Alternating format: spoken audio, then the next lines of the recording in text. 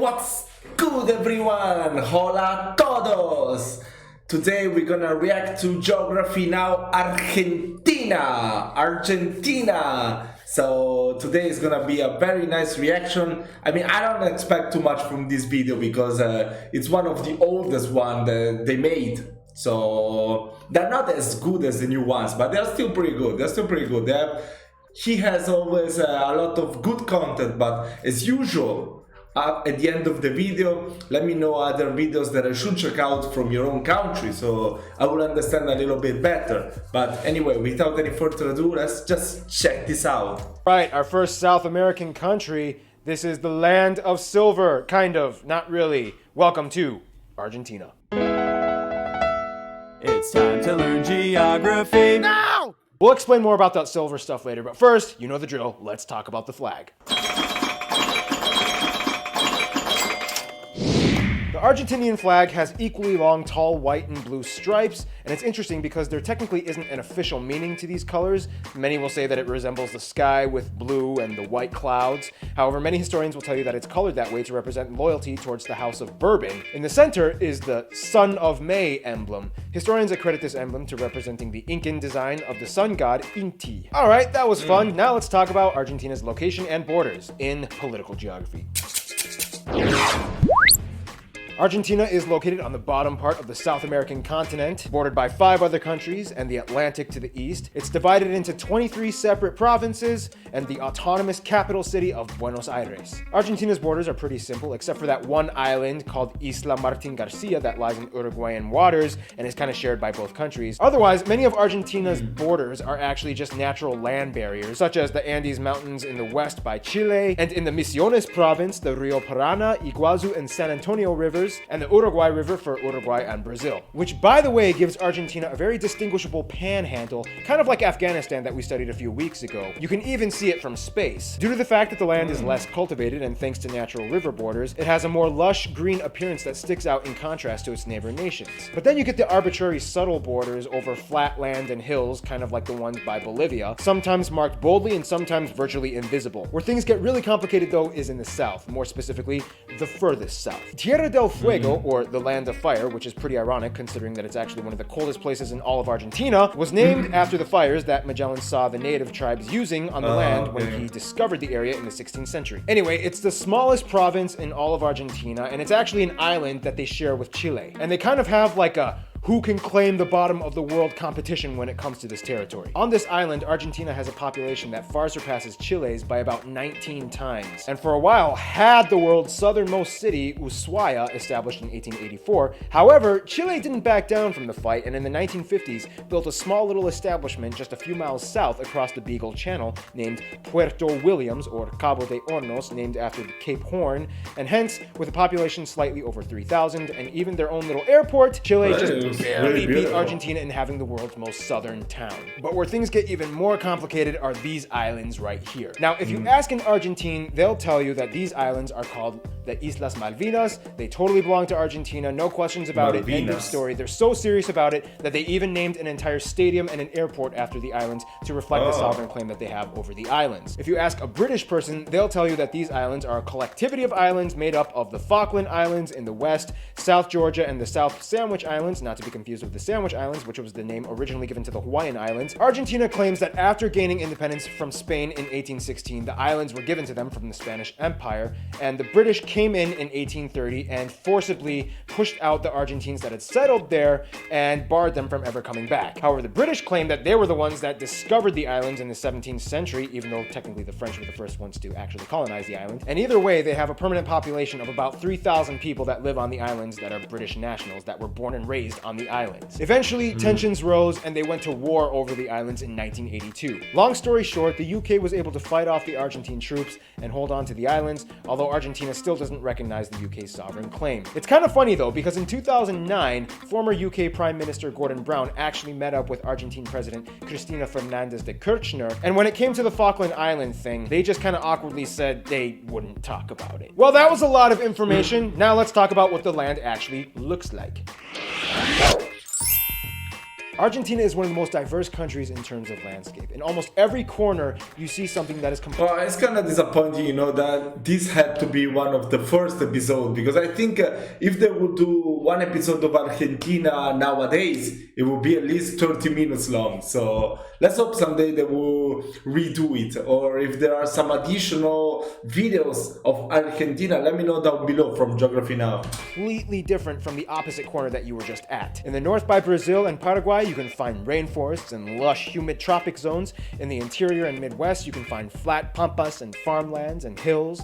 In the west by Chile, you find the mountains, with the highest point being Mount Aconcagua, which, by the way, is the highest mountain in all of South America. In the east by the Atlantic, you can find nice coastal beaches. A little bit further south, you can find ranches and mineral mines. And a little bit further south from that, you can find cold and chilly rocky deserts and cacti in the Patagonia region and petrified wood forests, such as Patagonia. Ormache. Patagonia is where they got the penguins, right?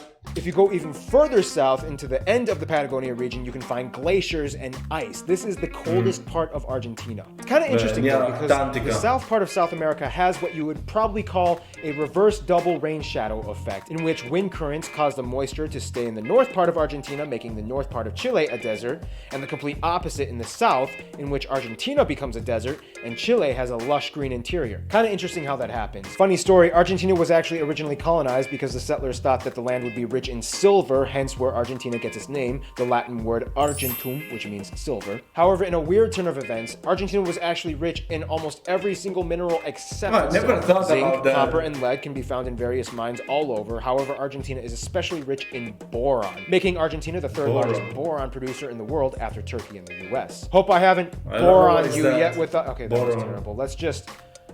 Here's the demographics. Argentina has a population of about 41 million people, or roughly the same as the country of Sudan. The Argentines have a saying, los argentinos descienden de los barcos, or the Argentines are descended from the boats, meaning that Argentina is almost completely and entirely a country of immigrants. Argentina can actually disputably be considered as the whitest country. If I'm not wrong, I think like at least 60 or more percent of Argentinians is they come from Italy. From my region, from Piedmont, many people moved there. If I'm not wrong, let's see what they say. In all of South America. It's kind of hard to distinguish the specific percentages though, because many Argentine census reports don't really factor in race too often, but even the most conservative estimates put Argentina at somewhere around 85 to 95% European. Wow, believe it or not, about half of the Argentinian population is Italian, or at least partial Italian. You see that? I was almost right, 50%. Okay. I said about 60, but that's okay, that's about right. In their descent. Floods of people from Italy immigrated in the 19th and 20th centuries to avoid economic turmoil in the mother country and saw Argentina as a way to... So wait. So maybe I'm confusing. I think from my region they moved to Uruguay, not to Argentina. I don't know. If anyone knows about this kind of older... I mean, it's not that old history. I think it's about 100 years ago. So let me know down in the comments if you know about it. Build their lives. Spanish, of course, plays into that mix as well. And about 17% of the people identify as French and about 8% German, with the remaining European groups coming from a slew of countries like Norway, Sweden, the Netherlands, and so on. In fact, interestingly enough, if you go to the Chubut province in the south, you can actually find a town of about 50,000 Welsh people called Uladfagymraeg. A good portion of these people are actually fluent in Welsh, making Argentina one of the few places in the world where you can actually find a genuine Welsh community with instituted facilities that speak Welsh as a main language. Things get a little fuzzy though when it comes to the natives. Although people who identify as full-blooded Amerindian only make up about 2% of the population, about 9% of the population identify as mestizo, or mixed between Amerindian and European. However, a recent study by geneticist Daniel Korach has theorized that over half of the entire population of Argentina probably has at least one ancestor that was Amerindian. Argentina actually used to have a surprisingly large black population, especially during the colonial days,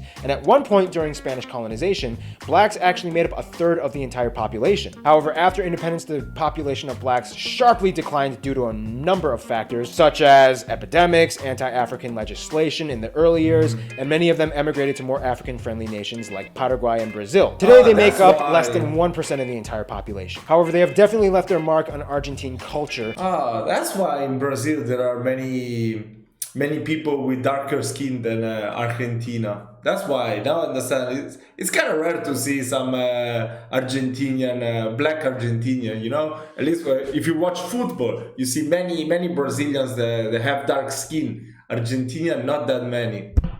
With contributions to art and music, and arguably the inception of the tango. When it comes to culture, Argentina has a very defined and nationalistic approach to how they operate and view in life. They like to keep things classy, but in their own Argentinian way, distinct from the European way. The last thing an Argentinian would want to hear you say is, "You are so Spanish." Argentina also has a huge wine culture, as they are the fifth largest producer of wine in the world, and they're very heavy on soccer, or football, and basketball, with an impressive amount of players already having been drafted in the NBA, such as my favorite, Andres Nocioni. Speaking of international trade-offs, let's talk about Argentina's friends.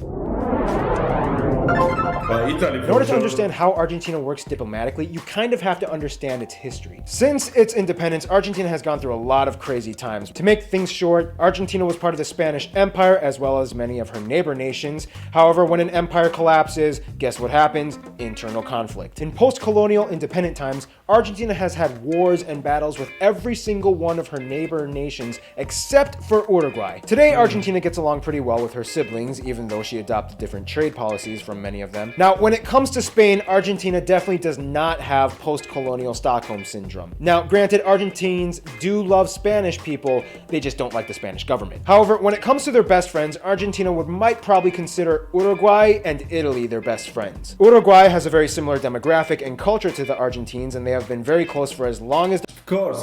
That's normal. That's normal. In Italy, there's a big, huge culture of Argentina, especially like even in television. Most series they're from Argentina here in Italy. Also, many notable people here in Italy are Argentinian, especially models or TV hosts, stuff like that. Yeah, that's a lot of Argentina, especially even the food. That's a big bond, I think. I really like Argentina as well. Their country's conceptions. Some might even argue that Uruguay is kind of like the cute little sidekick of Argentina. And of course, Italy is definitely a huge player in the Argentinian clique. Not only do over half of the people in Argentina identify with Italy ethnically, but many of the major and most important companies in Argentina are Italian-based, such as Techint, Iveco, Pirelli, and Telecom. In conclusion, Argentina might not exactly be the country of silver that it was originally thought to be, but the spirit of the people with their fierce culture and passion definitely make them look golden. Stay tuned. Armenia is coming up next.